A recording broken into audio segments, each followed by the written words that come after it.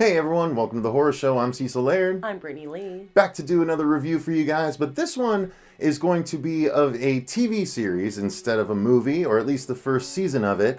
We got a request to review this because I think we must have mentioned it on one of our live streams that we were in the middle of watching it. We are about 3 episodes into season 2 of this show, but it behooves us to go ahead and talk about season 1 because while it's not entirely horror, there are definitely enough horror elements, I think, to qualify for us. Oh, there are horror elements in almost every episode. Yeah, exactly. So we're talking about The Magicians, which is a sci-fi show, but the first 2 seasons are currently available on Netflix, which is how we're watching it. And not only that, but the 3rd season does begin on Syfy on January 10th. So if we get through it and somehow manage to work out our TV situation, we could catch up or keep up on season 3 as well. So that is exciting for us because if it is so, it should be an indicator of what you or what we thought of season 1, I think, which was I really dug it. Yeah. It was awesome. Britt, why don't you go ahead and give your thoughts about it first? Your overall thoughts. It was like Harry Potter meets Chronicles of Narnia kind of a thing, only set in like a modern College. time. Yeah, a modern college, yeah. And it's awesome. And I'm just like, this is like totally the way I would want to approach magic in a modern world. And it's awesome. Mm-hmm. Everything about it's awesome. I love the story. I love the fact that he's obsessed with these books and they're totally We haven't even said who he is yet. Oh, sorry, Quentin. Our main character, essentially our main Quentin, character. is obsessed with these fillery books, and basically the show starts off where he is, just this average guy living an average existence, but he's completely obsessed with, like she said, these fillery books that take place in this fantasy world called Fillory. It would be the same as if it were, Middle Earth or something like that, So there's this series of fantasy books that he's really obsessed with, and he's felt out of place. I mean, it's your typical not chosen one story, but one of the chosen sort of few story where he unknowingly has access to magic. Turns out magic is real, and he gets recruited to sort of an adult Hogwarts by the name of what is it? Brakebills, right? And so he and his closest friend go, and he and his first closest friend go to take the test. His right. closest friend doesn't make it in. Right, yeah, they go to take the test. She gets rejected, but he actually gets in, and then meets a couple of our other main characters. One is Perry, is it? Can't remember what his name is. It's a weird one. Penny. Penny. Okay, yeah. So Penny, and then there is Elliot, who is really awesome, fun to watch, and then Margot. Yep. Margot is Elliot's better half. And then is it Katie, the other one? I never remember her name. Anyway, there's a core group of characters that carries on throughout the show, and then it becomes sort of episodic. Well, no, that's not true. Is it the very first episode we meet the big bad at the end? Or is it the second episode? I don't think it's the first episode because they come together and they cast the spell. I think it might be the second or third episode. I don't remember. Either way, in an early episode, we meet the big bad called the Beast. They call him the Beast, and he. That's the thing. The core group tries to cast a spell in order to help one of them, Alice, who I didn't even mention. Are you okay? No, I was just thinking. I was trying to remember her name.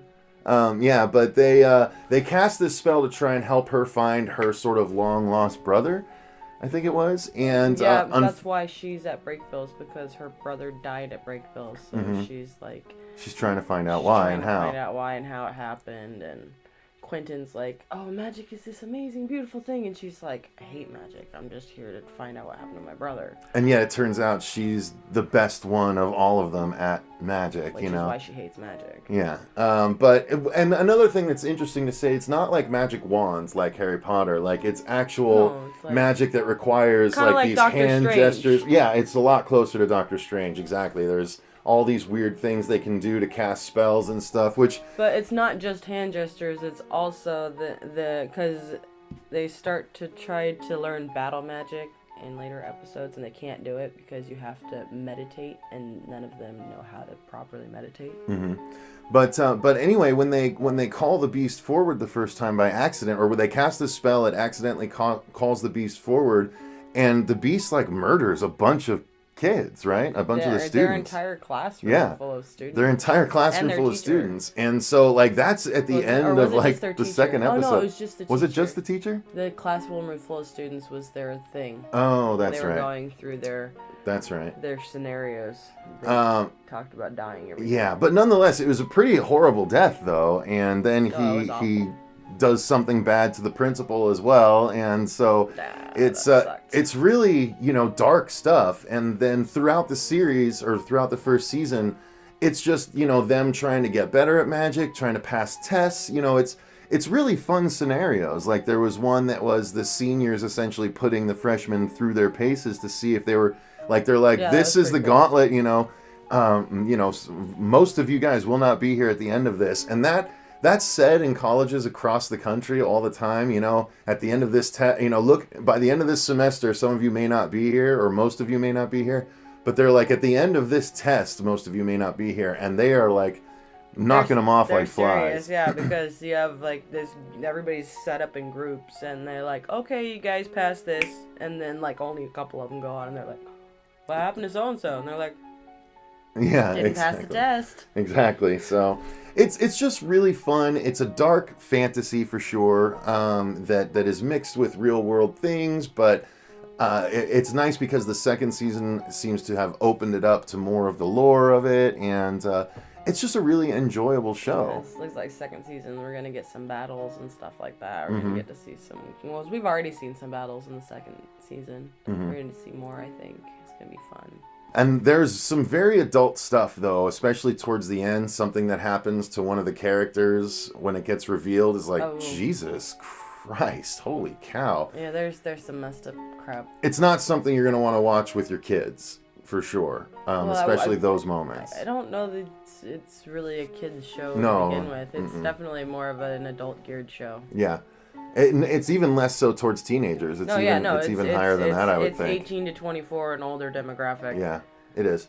But, you know, that's the fun of it, you know. They lean into that, and I think it helps tremendously. I think it's great, because they have so many shows driven directly toward your teenage demographic all the time. That's constantly what they're driving at. Even with your, like, family dramas with, like, Walking Dead and things like that, they're still trying to drive towards the teenage demographic as much as possible while entertaining us to a degree. In this, they're like, kids have their shows. This is not a kid's show. Right. And what did you think of the acting in this overall, or even individually? I thought everybody delivers on their character perfectly. I don't think anybody's really overacting. I love the fact that Quentin is constantly, like, just scared. Like, even though he fully believes in magic and he's like this is like the most awesome thing, he sucks at it. Like, and he shouldn't, but he's like, I guess he's got this view on himself that's so downtrodden, so he just can't make it happen. Yeah, until he meets an interesting Russian teacher That's awesome. Yeah. I love that. I love the teacher, this vodka down in freaking Antarctica, where the hell it is. I think it's in Antarctica. Yeah. So there's a lot of interesting things that they do. I dug the acting as well. There's no one that really pisses me off. I'm really enjoying it for what it is. The effects, though, need to be mentioned, because there's tons of effects in this show. And they're all pretty good. I mean, they're all well done. There's lighting effects all over the place for spells. There's even subtle lighting effects, like when when they're just firing sort of like air to practice and stuff. You can still see the air rippling through, and stuff. It looks really cool. And I don't know, what do you think of the effects? I've liked all the effects. Even some of the practical / excuse me, brain not working. Not just the visual, not just the practical effects, but the computer generated effects. Yes, good grief. That was like gone. That was completely gone. No, yeah, because you have that scene where Penny gets stabbed with the knife, and then he has the rose vines growing out of him, and that's all. That's all practical. Well, a lot of it was CGI when they were burning it and stuff. stuff. Oh, that part, yeah. And they had all that, but the contacts they put in his eyes for when he was like all fucked up, and the way it looked when it was practical, it was awesome. Like everything they've done, they're really on point with all of their. They match the tone of the show very well. Yeah, it sets the tone perfectly. Yeah, and the actors are very on point with the level of artistry that's involved in everything that they do. It's great. The costumes are awesome. Every character has a style, and it shows in every single episode and every outfit they wear and the way they carry themselves. It's great. I love the way they all have dived into their characters. I think they're awesome. The only quibble I have with the show is that sometimes it feels like they skip scenes. Like they'll be in the middle of doing something, and then when we come back from the commercial break, where the commercial break would be, like they've already gotten out of it and are back at the thing, and they just like briefly mention in passing what happened. And it's like that happened a few times actually, and I was like, that's kind of odd. Like I feel like I'm missing pieces. So I don't know if there's just extended versions out there somewhere or not, but or maybe it's just the style of the show, but it moves at a fast pace. It does. I think they have a lot of information to cover, and they wanted to cover a lot of information up front because they didn't want to drag on the story, because they wanted to pull people in faster. It is based on books, though, right? I have no idea. I thought it said so at the very beginning of the episode. So, but nonetheless, I think it's very much worth your time, guys. We're having a fun time with it. I don't want to risk spoiling anything, for you guys. So make sure. That I've probably already spoiled. I know I've spoiled a lot of crap. Sorry. No, not really. So, it's a whole season of a show. Well, that's what I'm saying. There's 2 seasons available on Netflix, and it just recently said new episodes, and it's been on Netflix for a long time, and it's something that I've been meaning to get around to for forever. And if somebody was like, if I came to look at something like this and they were spoiling it, I wouldn't expect them not to, because it's so old. Well, there's a lot of finicky people on the internet. Sorry, people who are finicky, but all right.